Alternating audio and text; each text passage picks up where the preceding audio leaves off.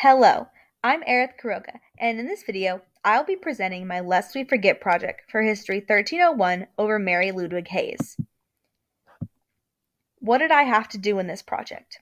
In this project, I selected an American historical figure and will be sharing all the information I learned about her life and what she accomplished, along with why not many people recall my historical figure, and share what I have gathered with my classmates. The integrity of my biography. In order to do this project and make sure I had credible sources, I chose to use the book Memoir of a Revolutionary Soldier, the narrative of Joseph Plum Martin, written by Joseph Plum Martin and first published in 1830. I chose to use this book in my project due to the fact that it is told in Joseph Plum Martin's point of view and has specific details on how Mary Ludwig Hayes helped and aided in the Battle of Monmouth. Who was Mary Ludwig Hayes? Mary Ludwig Hayes was a symbolic figure in the Revolutionary War, according to womenshistory.org. Mary is also held as one of the lasting legends of the Battle of Monmouth, according to Britannica.com. Later in this presentation, it will become clear why these titles were given to Mary. Why is Mary Ludwig Hayes lesser known? Mary Ludwig Hayes is not a name people hear often when talking about the Revolutionary War. But why is that? Well, it's simple. Mary was a woman in the 18th century, when most women were supposed to be at home awaiting their husband's return.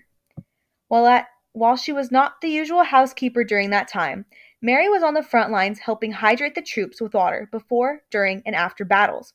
One of the biggest reasons not many know Mary Ludwig Hayes is simply because they may not know her real name. There is a legend of a Molly Pitcher who helped immensely in several battles, and Mary is one of the two most common women people in today's time believe Molly Pitcher could be. Mary's personal backstory. There is no exact place that we know of where Mary Ludwig was born, but according to battlefields.org, she was born in Trenton, New Jersey, while honoringourpatriots.com suggests that she was born in Carlisle, Pennsylvania. Mary was born on October 13, 1754, which, fun fact, was not a Friday, but instead a Sunday. There is no reliable source that states her parents' names, but citing ushistory.org, Mary was the daughter of a dairy farmer. Later in her life, Mary met and married William Hayes at 13 years old. When the Revolutionary War had started, William enlisted in the army, and Mary followed suit as a camp follower. She then had her and William's only son, Johannes, or John, Hayes. William had died shortly after the war had ended, and Mary remarried to her second husband, John Macaulay, sometime between 1790 and 1800. What did she do to be remembered in history? Mary Ludwig Hayes should be remembered and taught about in history classes everywhere in the United States. At first, Mary had simply brought water to the troops during the Battle of Monmouth, which may not seem special to many people, but was a brave task in and of itself. While Mary was there with the water, her husband William was shot and wounded, now unable to work the cannon. With very little troops left, Mary did not falter and stepped in to help the troops with loading and firing the cannon, which is recounted in Joseph Plum Martin's biography. This quote comes straight from Joseph Plum Martin's recounting. While in the act of reaching a cartridge and having one of her feet as far before the other as she could stemp, a cannon shot from the enemy passed directly between her legs without doing any damage, then carrying away all the lower parts of her petticoat. Looking at it with apparent unconcern, she observed that it was lucky it did not pass a little higher, for in that case it might have carried away something else, and continued her occupation. He had described as Mary continued to help them with the cannon, unconcerned about her own safety. What happened after this event? After this event, the war had slowly began to come to a close.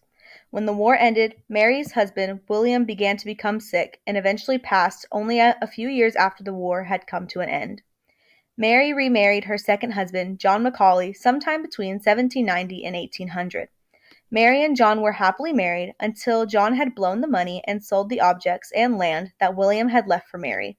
According to battlefields.org, Macaulay was never seen again after 1807, leaving Mary and her child in poverty for quite a while. She spent the rest of her life in Carlisle, Pennsylvania, and lived off her veteran pension. Mary's death. Mary Ludwig Hayes died on January 22nd, 1832. She was buried in the old Carlisle graveyard under the name Molly Macaulay, due to the fact that some say she was given the nickname Molly, as many women named Mary were back then. She has a statue of the infamous Molly Pitcher over her gravestone as well. Was Mary actually Molly Pitcher? While some may not have even heard of Molly Pitcher, the question still stands. Was Mary Ludwig Hayes actually the woman that the story of Molly Pitcher was based off of?